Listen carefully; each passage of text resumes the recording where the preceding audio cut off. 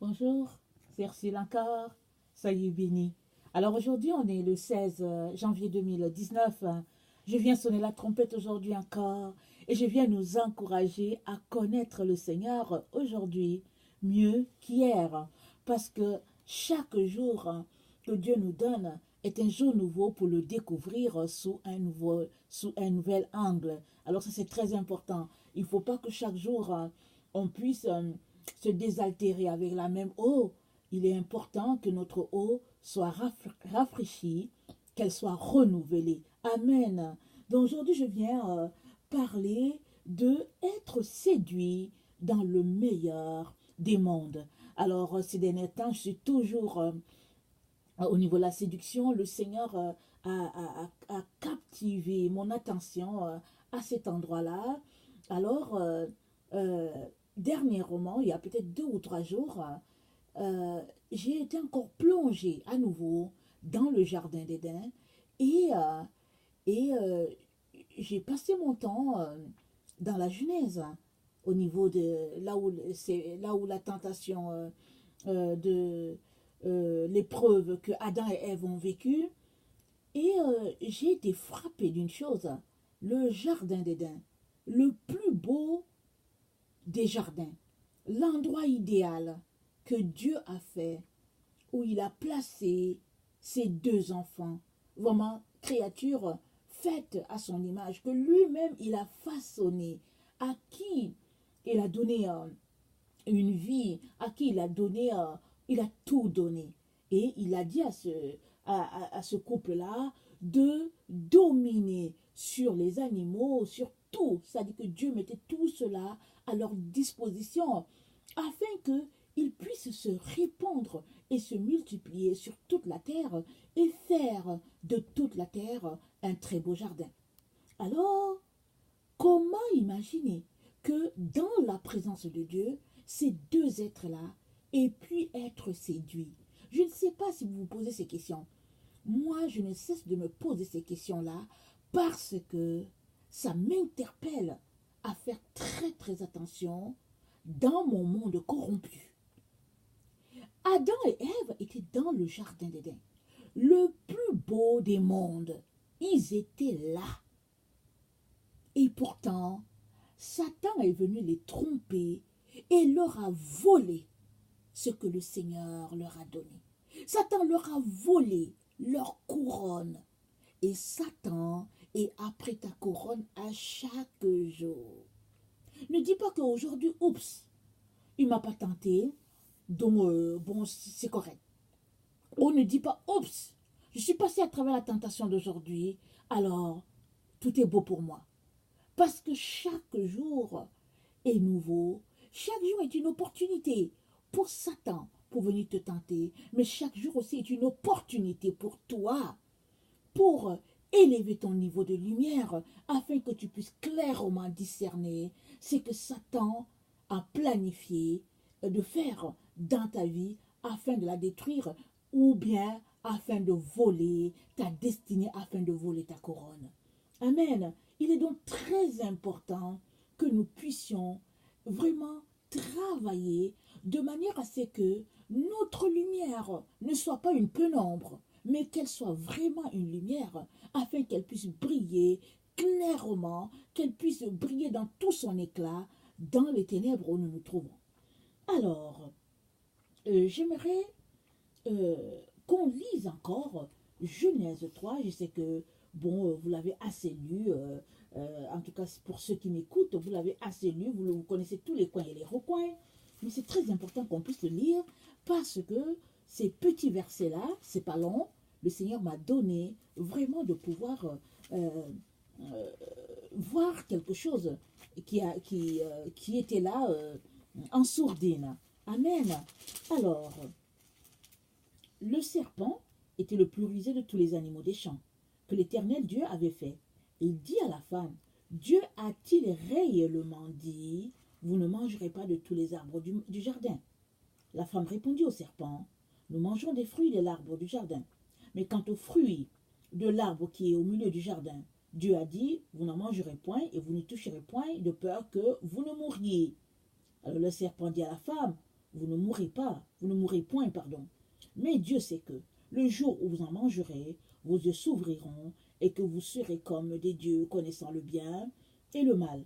La femme vit que l'arbre était bon à manger et agréable à la vue et qu'il était précieux pour ouvrir les yeux, l'intelligence. Elle prit son fruit et en mangea. Elle donna aussi à son mari qui était auprès d'elle et il en mangea. Attendez, je pense que j'ai fait une petite erreur au verset 6. La femme vit que l'arbre était bon à manger et agréable à la vue et qu'il était précieux pour ouvrir l'intelligence. J'ai dit les yeux, mais l'intelligence. Elle prit de son fruit et en mangea. Elle en donna aussi à son mari qui était auprès d'elle et il en mangea. Les yeux de l'un et de l'autre s'ouvrirent. Ils connurent qu'ils étaient nus et ayant cousu des feuilles de figuier, ils s'en firent des ceintures. Alors, ils entendirent la voix de l'Éternel Dieu qui parcourait le jardin vers le soir, et l'homme et la femme se cachèrent loin de la face de l'Éternel Dieu au milieu des arbres du jardin. Mais l'Éternel Dieu appela l'homme et lui dit, où es-tu? On a l'impression que quand on lit ça, on a l'impression que Dieu se cachait à quelque part et il attendait juste que Adam et Ève pêchent.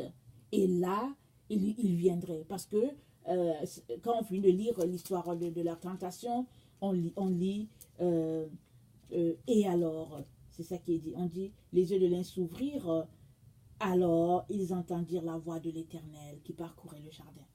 Alors, ce passage nous envoie comme message que Adam et Ève étaient visités souvent par Dieu, parce que Dieu parcourait le jardin. Alors c'était l'endroit agréable où Dieu les a mis. Et comment se fait-il que Ève n'a pas pu discerner que le serpent qui lui parlait n'était autre que le diable, Satan lui-même, celui-là qui a voulu faire un coup d'état à Dieu lui-même, celui-là qui a monté contre l'Éternel, le tiers des anges. Comment elle n'a pas pu discerner? Ève n'avait point péché encore moins Adam. Et ils étaient en communion parfaite avec Dieu. Est-ce que vous vous posez la question? Des gens qui sont en communion parfaite avec Dieu, qui ne manquent de rien, ils sont satisfaits. Comment ont-ils fait? Comment Ève a-t-elle fait pour se retrouver dans cette situation-là? Et puis se retrouver à parler avec le serpent. Bon, moi je comprends que les animaux parlaient parce que, bon, ils vont retrouver leurs paroles après, quand on sera dans la présence de Dieu. Quand je lis l'Apocalypse, c'est ça que je comprends. Mais là, dans le texte, là, on comprend que, bon, ils se parlaient. Alors, ils communiquaient. Alors, est-ce qu'ils communiquaient par télépathie? Alors, je ne sais pas, mais toujours est-il que Ève a reçu dans son esprit, dans sa pensée, que ce soit par la parole que Satan lui parlait ou pas, parce que quand on te parle par la parole, si quelqu'un te parle, comme moi je suis en train de te parler, alors c'est ta pensée qui réfléchit à ce que je suis en train de dire. Alors, quand Satan lui parlait, Ève réfléchissait à ce qu'il était en train de dire. Alors, qu'est-ce que Satan lui a dit? Il a d'abord commencé en lui disant, mais est-ce que Dieu a réellement dit? Donc, il est parti d'une vérité. Alors, et de la vérité, il a fait croire, ou bien non, il a dit à Ève que Dieu était un menteur. Parce que Dieu ne voulait pas que Ève soit comme lui. Alors, de ce que je comprends, Ève voulait être Dieu. Puisque Dieu a dit à Ève, puisque le serpent, pardon, a dit à Ève que non, c'est parce que Dieu ne veut pas que tu sois comme lui. Lui, c'est-à-dire Dieu. Parce que si toi tu manges ça, tu seras intelligente. Vraiment. Et tu vas connaître le bien et le mal. Or, Dieu les a créés pour qu'ils soient juste dans la présence du bien. Vraiment, qu'ils soient vraiment dans la présence de la lumière tout le temps. Mais Satan leur a dit non, non, non. Dieu, lui, il est dans la présence de la lumière et de l'obscurité. Or, ce n'est pas vrai. Dieu est lumière. Il n'y a point d'obscurité en lui. Alors, si toi, tu pratiques tes ténèbres, Dieu, il te voit. Mais lui, en lui, il n'y a point de ténèbres. Parce qu'il est lumière. Il est un être de lumière et c'est la lumière à outrance. la lumière, la Bible nous informe que la lumière de Dieu n'a rien à voir avec celui du soleil. Le soleil à côté de Dieu n'a pas d'éclat. Alors, Dieu, dans toute sa présence, ce n'est que lumière et ce n'est que clarté, ce n'est que vérité, ce n'est que pureté.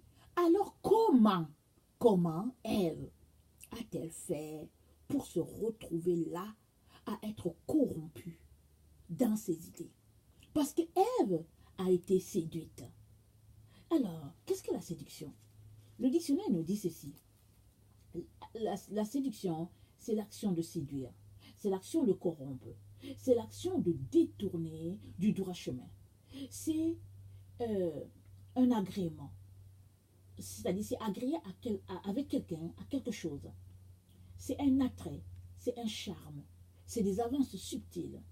C'est une attitude de provocation. C'est une action de prendre quelqu'un à part et de lui dire autre chose que ce que la personne connaît. C'est le fait de se détourner du droit chemin. Tout ça, c'est des synonymes que j'ai pris concernant la séduction. Alors Satan a pris Ève à part et il a commencé à lui parler. Mais Adam était où dans tout cela? Parce que quand je lisais, je me suis dit, mais Adam lui-même, il est où? Non pas que Adam aurait fait quelque chose, mais peut-être qu'il lui aurait dit, hé chérie, tu sais quoi? Rappelle-toi ce que Dieu a dit. Mais Adam était où? Alors quand je lis le texte, je retourne dans Genèse 2. Genèse 2 me dit que... ok. L'Éternel Dieu, verset 21, Genèse 2, verset 21. L'Éternel Dieu fit tomber un profond sommeil sur l'homme qui s'endormit, c'est-à-dire sur Adam. Il prit une de ses côtes et referma la chair à sa place. L'Éternel Dieu forma une femme de la côte qui avait prise de l'homme et il l'amena vers l'homme. Et l'homme dit, voici cette fois celle qui est eau de mes os et chair de ma chair. On l'appellera femme parce qu'elle a été prise de l'homme.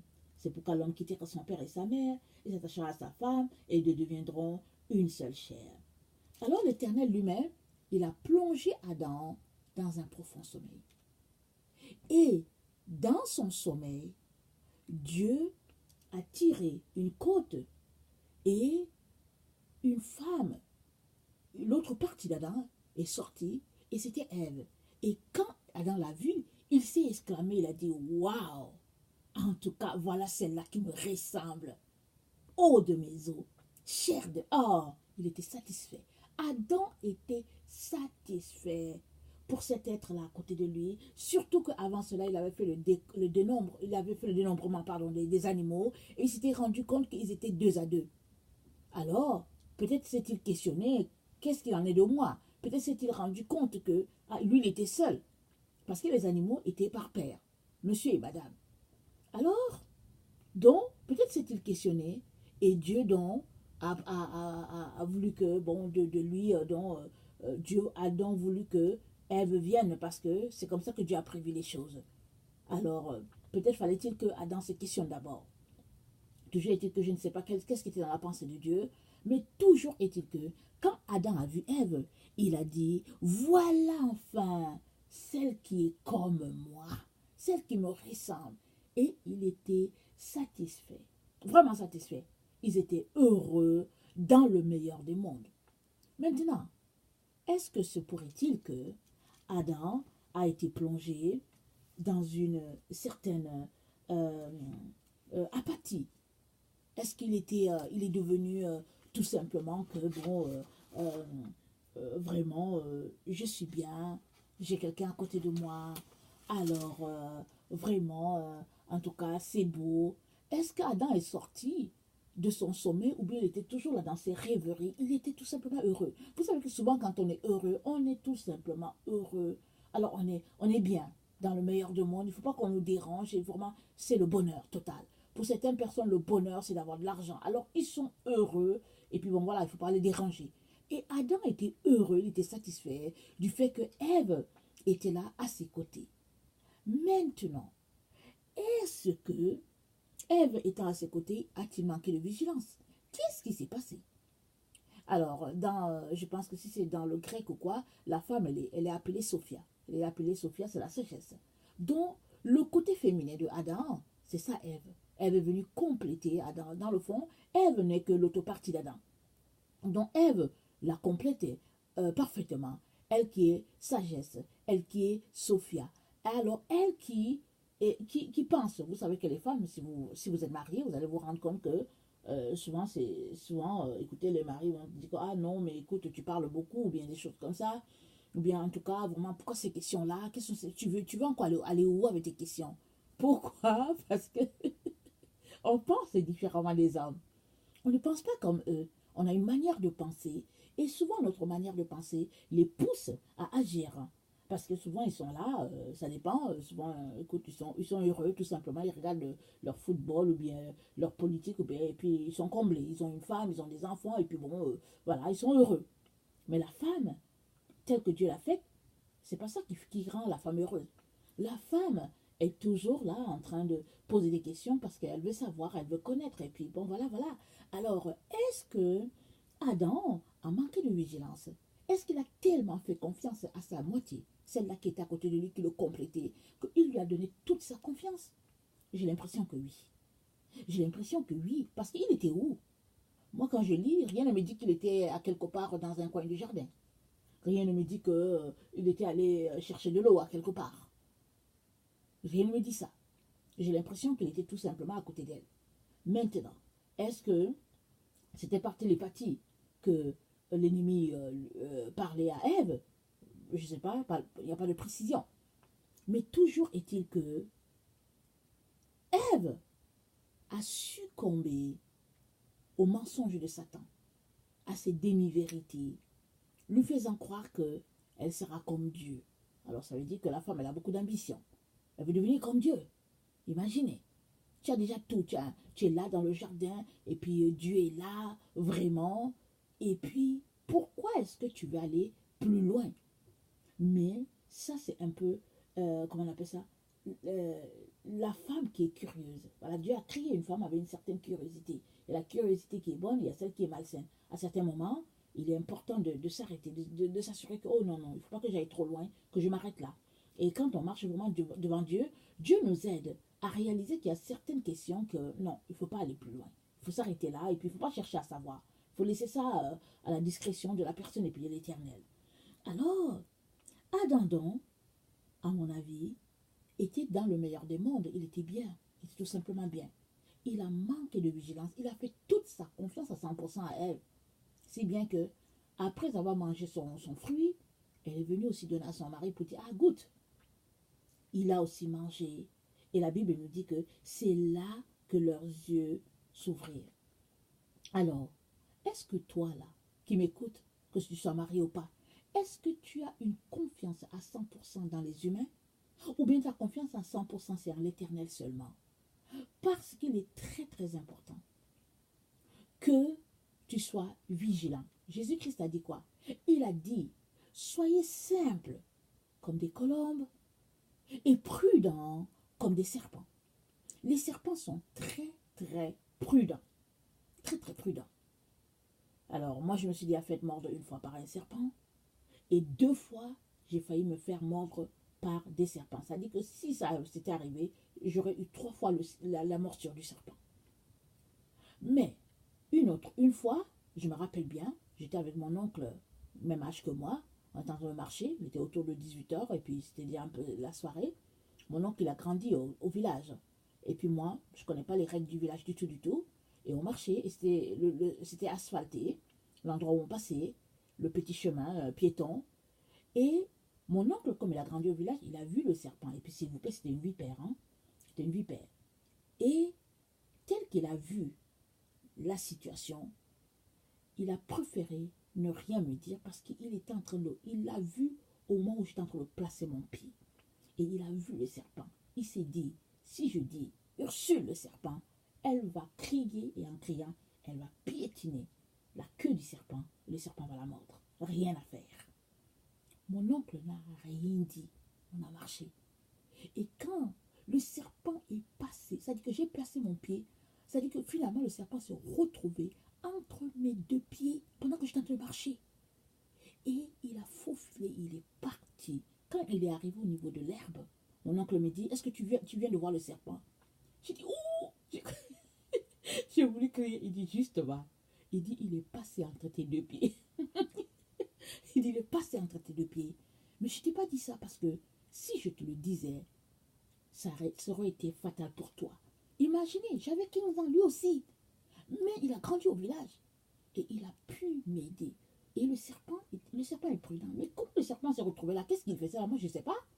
Est-ce que aujourd'hui que je cherche le Seigneur, je peux me dire, ah, c'est l'ennemi qui m'a envoyé ça. Mais je ne sais pas.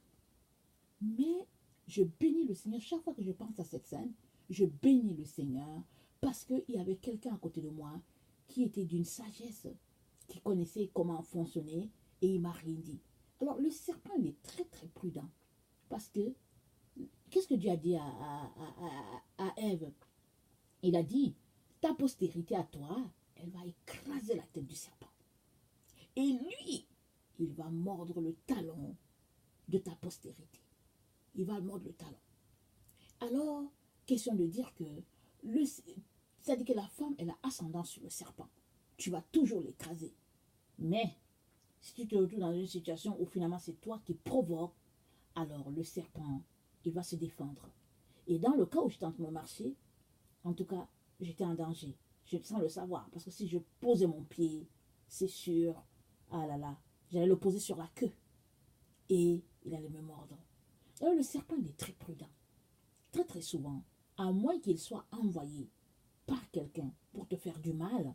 Je ne parle pas des serpents qu'on rencontre en Occident qui ne sont pas venimeux. Hein. Je parle des vrais serpents, là, ceux-là qu'on rencontre en Afrique ou bien dans les pays d'Asie ou les pays d'Amérique latine.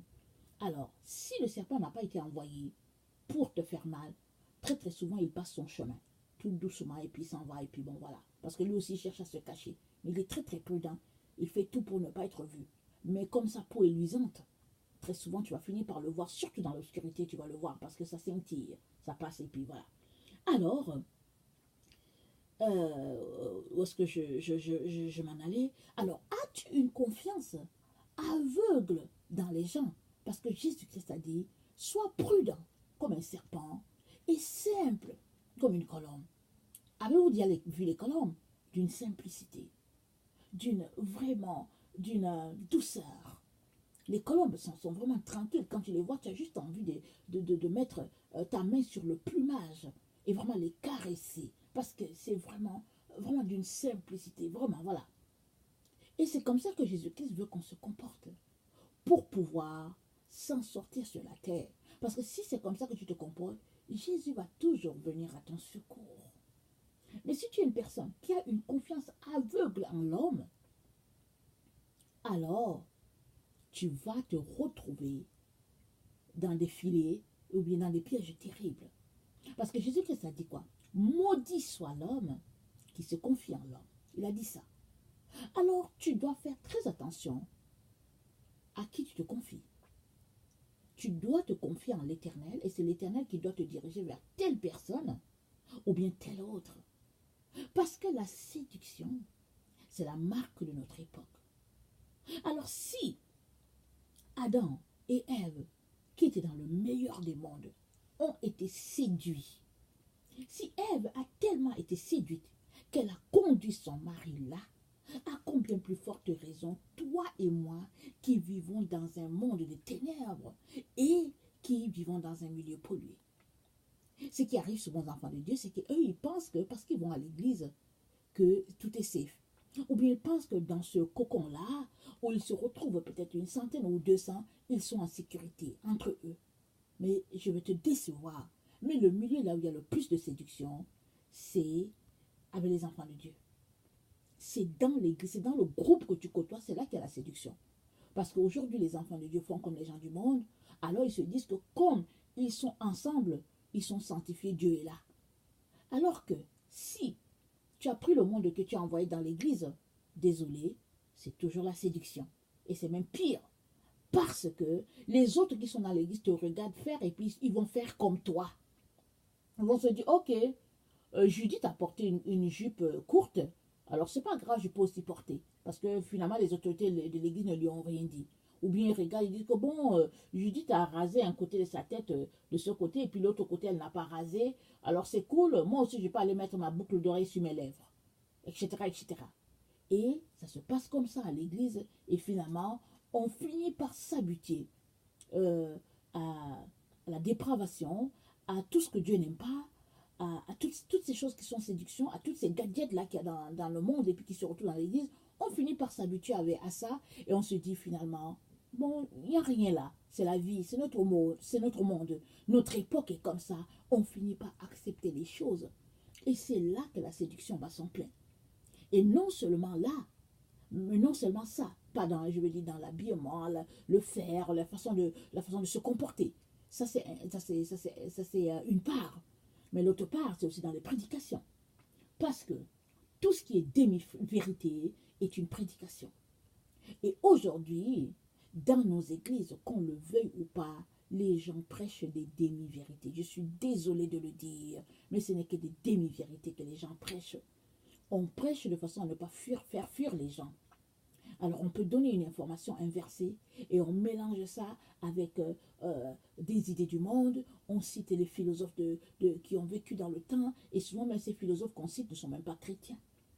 Et puis on cite leurs idées et puis bon, finalement on essaie d'arrondir les coins, on essaie de parler de façon à ce que les gens ne soient pas trop fâchés, c'est-à-dire qu'on essaie de les caresser dans le sens du poil au lieu de les frapper ou de les chicoter comme on dit. On dit que non, la parole, elle est trop dure. En tout cas, on va essayer de camoufler ça. Mais si la parole est Dieu qui l'a donnée, ce n'est pas toi, c'est pas moi, c'est Jésus qui l'a donnée ou bien c'est Dieu. Alors si Dieu l'a donnée et qu'on l'aperçoit dure, ça veut dire qu'il faut qu'on aille prier jusqu'à ce qu'on l'aperçoive tendre comme la parole qui est sortie de la bouche de notre Dieu, pardon, de notre Créateur. Parce que si Dieu parle et que toi, son enfant, tu trouves que la parole est dure, il y a un problème. Il y a un problème. Soit tu as un problème avec cette situation-là que Dieu a pointée, alors mets ta vie en règle. Soit tu n'es pas du tout dans le mode de pensée de Dieu, alors tu devrais tout faire pour penser comme Dieu pense. Et ça demande que tu puisses prendre du temps dans la prière pour que le Seigneur puisse t'aider à connecter parfaitement à ce que lui, il aimerait que tu connectes. Parce qu'il a dit que ses pensées ne sont pas nos pensées, ses voix ne sont pas nos voix. Alors, si tu marches avec Dieu, tu devrais te retrouver à avoir ses pensées, tu devrais te retrouver sur ses voix, pas sur tes voix à toi. Amen. Donc, il est très, très important. Alors, quand je regarde l'histoire de la tentation, qu'est-ce qui s'est passé avec Ève? Je suis étonnée de l'apathie de Adam. Adam était vraiment d'une situation, c'est-à-dire, je dis, mais il est où? Je ne dis pas que il est responsable de ce qui est arrivé à Ève, non. Mais je dis, mais où est Adam dans tout cela? Qu'est-ce qu'il fait? Qu'est-ce qui fait que Adam, on ne le voit nulle part? Mais Adam était satisfait. Il était bien avec la femme que Dieu lui a donnée. Il était tout simplement heureux dans son monde. Alors, l'apathie, nous dit le dictionnaire, c'est l'indolence. C'est l'indifférence de quelqu'un. C'est l'insensibilité complète. C'est la nonchalance. C'est l'inertie. C'est la lenteur à réagir. C'est la passivité. C'est l'inertie d'un groupe. C'est ça l'apathie. Alors, Adam était là, il était apathique. Il a la lenteur à réagir. Il n'a pas vu de réagir. Elle a réagi, elle a mangé. Et puis elle lui a donné. Bon, il a trouvé que c'était cool. Et il a mangé. Alors, es-tu apathique? Es-tu quelqu'un qui est vraiment indifférent à ce que Dieu te dit? Es-tu quelqu'un qui dort comme s'il était réveillé? Un œil ouvert et puis un œil. Alors, toutes ces personnes-là, Jésus-Christ a dit, je vais vous vomir. Jésus-Christ a parlé à l'église de Laodicée. Il dit, je te vomirai parce que tu n'es pas bouillant et tu n'es pas froid. Es-tu un chrétien bouillant? On n'est pas bouillant, hein? On le devient. Moi, je viens t'encourager à devenir bouillant. Parce que la séduction, elle n'est pas en dehors de nous. Elle est dans l'air que nous respirons. Elle est partout, la séduction. Et si tu n'es pas connecté parfaitement à la lumière de Dieu, tu ne verras pas la séduction. Mais quand tu es connecté, tu t'arrêtes et tu demandes, Seigneur, est-ce que c'est moi? Ou bien est-ce que je vois bien ce que je vois? Et très souvent, si tu es connecté à Dieu, Dieu va te donner de voir clairement que ici, là, ce n'est que pure séduction, il n'y a rien de moins dans ça. Très, très important de tout faire pour ne pas tomber dans la séduction. Alors, Apocalypse 3, le verset 7 à 13 nous dit ceci. Apocalypse 3. Excusez-moi. Le verset 7 à 13. Écrit à l'ange de l'église de Philadelphie. Voici ce que dit le Saint, le véritable, celui qui a la clé de David, celui qui ouvre et personne ne fermera, celui qui ferme et personne n'ouvrira. Je connais tes œuvres. Voici, parce que tu as peu de puissance et que tu as gardé ma parole, tu as gardé ma parole, tu as gardé ma parole, et que tu n'as pas renié mon nom, j'ai mis devant toi une porte ouverte que personne ne peut fermer. Voici, je te donne de ceux de la synagogue de Satan qui se disent juifs et ne le sont pas, mais qui mentent. Voici, je les ferai venir se prosterner à tes pieds et connaître que je t'ai aimé. Parce que tu as gardé la parole de la persévérance en moi, je te garderai aussi à l'heure de la tentation qui va venir sur le monde entier pour éprouver les habitants de la terre. Je viens bientôt, retiens ce que tu as afin que personne ne prenne ta couronne. Celui qui vaincra, je ferai de lui une colonne dans le temple de mon Dieu et il n'en sortira plus. J'écrirai sur lui le nom de mon Dieu et le nom de la ville de mon Dieu, de la nouvelle Jérusalem qui descend du ciel auprès de mon Dieu et mon nom nouveau. Donc voilà, le Seigneur Jésus-Christ dit que parce que tu as gardé ma parole, tu as gardé la parole de la persévérance en moi, je te garderai à l'heure de la tentation qui va venir sur le monde entier pour éprouver les habitants de la terre. Alors c'est quoi cette tentation? Cette tentation, c'est la séduction. La séduction sera répandue sur toute la terre. Mais si tu gardes la parole du Seigneur, si tu persévères dans sa parole, le Seigneur dit que il va te garder dans cette séduction-là. Comment? Il va te révéler tout ce qui se passe. Il va te dire, oh, ne mange pas ça. Il va te dire, oh, ne va pas là. Parce que dans la séduction, tout est subtil. On te tend des pièges pour te faire tomber. C'est ça la séduction. On t'attire. On te fait croire que la vérité est par ici. On te fait croire que la lumière est là. Pendant que tu arrives, tu tombes dans le piège. Et tu es souillé. Parce que, regardez Adam et Ève. Le seul péché qu'ils ont fait, c'est ça là que vous lisez. Et ils ont été déclassés loin de Dieu. À combien plus forte raison nous autres là, qui péchons à longueur de journée, imaginez, ceux-là, parce qu'ils ont désobéi, déclassés, souillés, corrompus. Voilà ce qu'ils sont devenus. Et ils ont corrompu toute la race humaine. Et aujourd'hui, Jésus-Christ est venu tout restaurer. Mais combien d'enfants de Dieu marchent strictement dans la bénédiction que Jésus-Christ a acquis pour eux et restent connectés à cette lumière-là afin que la séduction ne fasse pas partie d'eux. Satan est très très subtil. De la même manière qu'il a utilisé la ruse dans le jardin d'Éden, il l'utilise encore à chaque jour pour nous faire tomber. Ce n'est pas fini. Il l'a fait envers le roi des rois, Jésus-Christ. Quand Jésus-Christ a fini son jeûne de 40 jours, Satan est venu. Il lui a dit, si tu es vraiment fils de Dieu, ordonne que. Jésus a dit, il est écrit, il est écrit, il est écrit. Jésus-Christ a défendu la parole de Dieu en citant les Écritures. Parce que Jésus-Christ connaissait les Écritures. Parce que Jésus-Christ a vu tout de suite, quand il est venu, Jésus-Christ a su tout de suite. Ah, le voilà. Parce que Satan connaît les Écritures. N'oublions pas, il était dans la présence de Dieu avant d'être déchu. Il était dans la présence de Dieu, donc il connaît très bien les Écritures. N'oublions pas, Satan était un ange, dont il a toujours les attributs des anges, dont il voit dans le monde spirituel, il te voit toi, mais il ne peut pas s'approcher de toi. Il voit tes points noirs, tes points d'obscurité, tes points sombres, il les voit. Et il vient te tenter dans tes points sombres. Parce que la Bible nous dit que Jésus eut faim. Il a fini son jeûne et il a eu faim. Et quand il a eu faim, Satan est venu là pour lui dire que, mais ordonne alors que, voilà, ces pierres deviennent du pain. Parce que Jésus était dans le désert. Il n'y a pas de nourriture là-bas. Il n'y a pas. Et puis tout ce que tu peux trouver là-bas, c'est souvent des serpents. Parce que les serpents, ils sont là, ils mangent le sable. Et puis bon, c'est rare de trouver un papillon qui vole là-bas, dans ces endroits-là.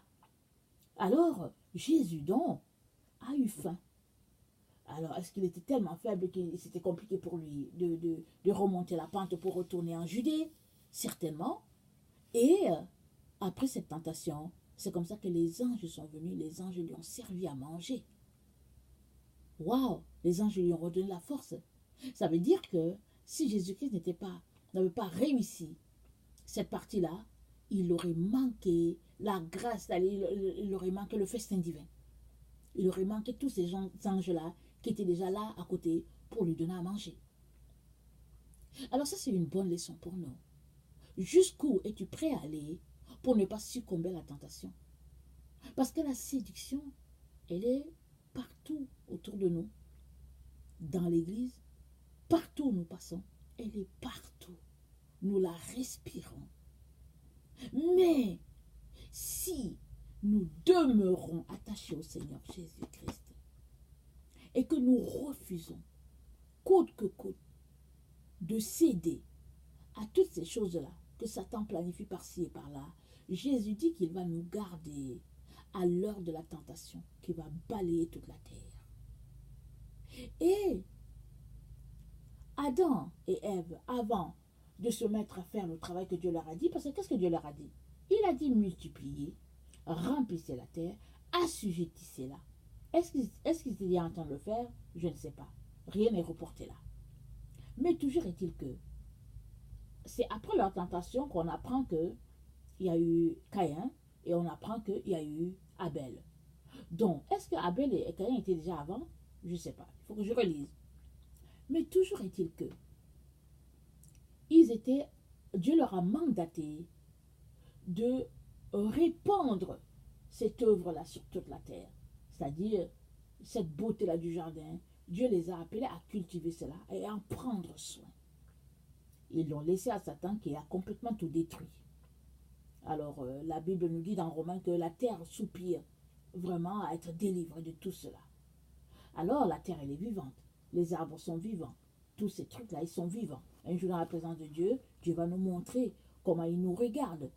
Les animaux, les arbres, la végétation. Et on sera étonné de réaliser que vraiment, ils étaient vivants au milieu de nous, mais nos yeux étaient fermés à cela. Alors, il leur a été recommandé d'assujettir la terre. Mais ils se sont retrouvés à être trompés.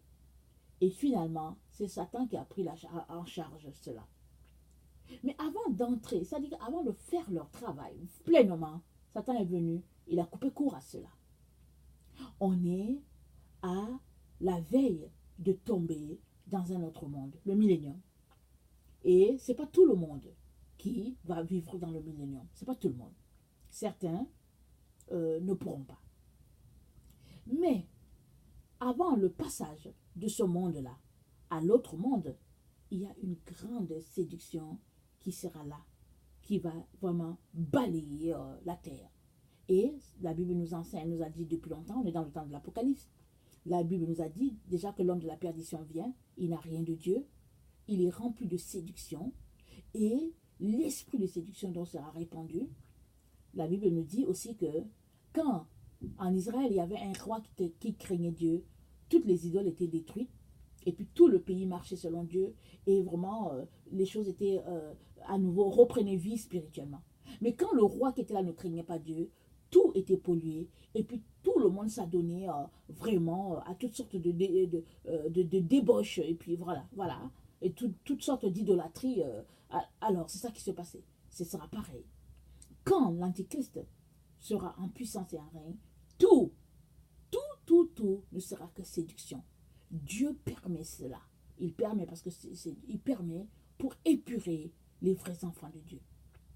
Et tu as besoin vraiment d'avoir les deux yeux du Saint-Esprit là, bien. Tu as besoin d'avoir les yeux bien nettoyés, vraiment pour discerner qui à côté de toi parle la parole de Dieu ou qui ne parle pas de la part de Dieu? Qui à côté de toi ne dit que ne parle que séduction et qui ne le fait pas? C'est pas parce que la personne est chrétienne, c'est pas parce que la personne se dit chrétienne, c'est pas parce que la personne se dit ointe que tu devrais baisser tes gardes. Comme Adam qui était là, vraiment, en tout cas qui ne se souciait de rien. Dieu lui a donné une femme et puis bon, il avait pleinement confiance, il était là. Tu as besoin d'être vigilant et vigilante. Tu as besoin d'être prudent et prudente. Vous avez besoin de cela. Nous avons besoin vraiment de faire très très attention. Parce que si Adam et Ève, qui vivaient dans le meilleur des mondes, ont été trompés, à combien plus forte raison nous regardons autour de nous. Qu'est-ce qui est séduction dans nos vies? Qu'est-ce qu'on chérit tant qui est séduction? Laissons aller. Qu'est-ce que ça dit que qu'est-ce qui est flatterie? Qu'est-ce que vraiment on tient comme important? Si Dieu appelle cela de la séduction, laissons aller cela et tournons-nous pleinement vers le Dieu de lumière. Parce que lui seul peut nous garder dans ces temps-là qui sont des temps périlleux. Voilà que le Seigneur vraiment nous visite et qu'il nous donne de pouvoir vraiment attendre patiemment sa venue. Il nous donne d'attendre patiemment sa venue tout en restant dans la sainteté, dans la pureté. Amen.